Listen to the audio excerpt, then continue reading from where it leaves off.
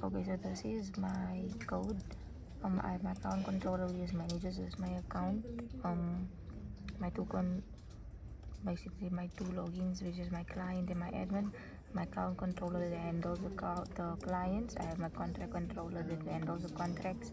I have my service request controllers which handles my service requests. I have application DB over here. I have my migrations. Here's my different migrations. I have my different modules, application, which is for my logins, my client, my contracts, contract status, and my service requests. Then I'm moving on to my patterns. My patterns, the three patterns I chose is repository pattern, factory pattern, and the template method pattern, which is here. So I'm gonna go into detail.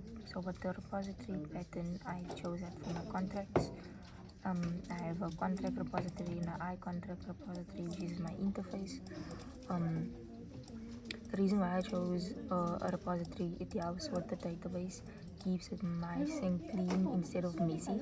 So now the controller does not need to do all of the work for the database or when to go and look for it. So rather it just calls the repository method, and the repository method just going to get the information from the SQL database, which makes it easier. So they will rather use these classes over here that we have here.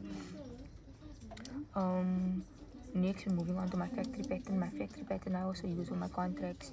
I chose factory pattern because I think it will work better with the different contracts that we have. Seeing that we have not the same contract, but we have different contracts, a factory pattern would be a better approach, because now we can divide that into subclasses, like a premium contract factory, a standard contract factory. So that will help a lot with knowing and creating contracts. Then lastly, my third pattern is my template method pattern. I use that with my request procedure and my standard request procedure. This just helps me with keeping my workflow consistent. So basically our service request, our clients need to follow a specific order. So this template method basically just make sure that the system keeps this consistent, and that the user gets the same service request flow each time. Move on to my uploads. Is my uploads, just to show that there I can't open it. These are my uploads that I have. I'm gonna move on to my tests. So I have my unit testing, I have my currency testing. For my currency testing, file validation testing, I'm just gonna run it quickly for you. Here, past, run. There we go.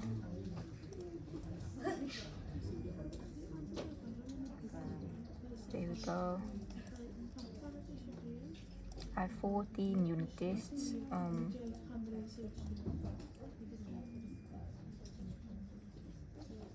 They succeeded.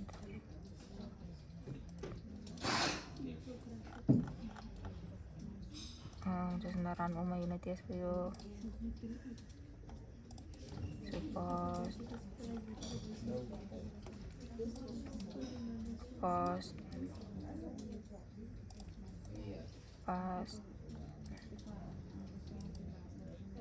Yeah, and now basically in my terminal, just show you. Let's go to new terminal. Over here, it just makes so.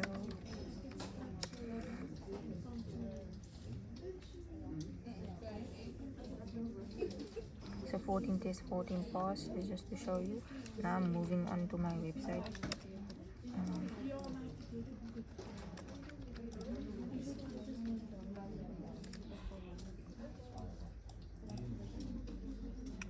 Moving on to my website. So basically,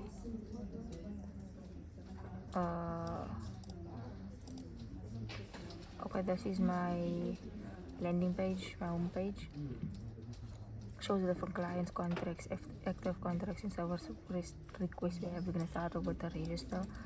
Gonna make it Joshua 1 2 3 4 5 6 7 8 9 2 3 4 5 6 7 8 9. Client's name Joshua at gmail.com. Client's name is Joshua, and Joshua's from Mpumalanga. We register Joshua. Client Joshua doesn't have a contract, still need to speak with the management. Okay, we log out. Client Joshua then speaks to the manager. We log in as our admin. Admin then creates a contract for him. So title, I'm just gonna say contract. I'm just gonna make today's date. Can keep it standard, gonna keep it active. Client Joshua, choose a file, Joshua, the contract between them, and save it. Client Joshua was then created. I can then download this thing. I can view contract created. I can then also create a service request, say late delivery. I'm gonna say it's urgent. I'm going to say maintenance, today's date. Yep, and let's make that. So 250 and request. Over there we have it. I created a service request. Wait for Joshua over here. It was pending. I review it as well. Change my status to completed. Save changes to completed.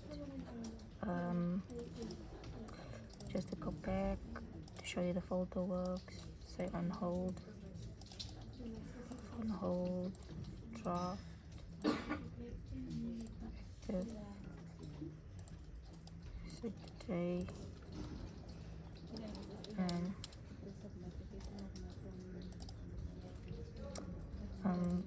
yeah, we went to service request already.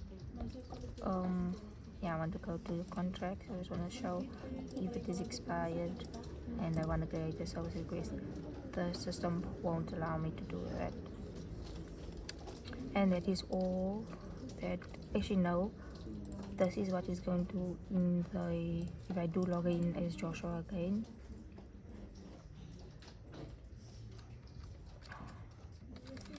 So Joshua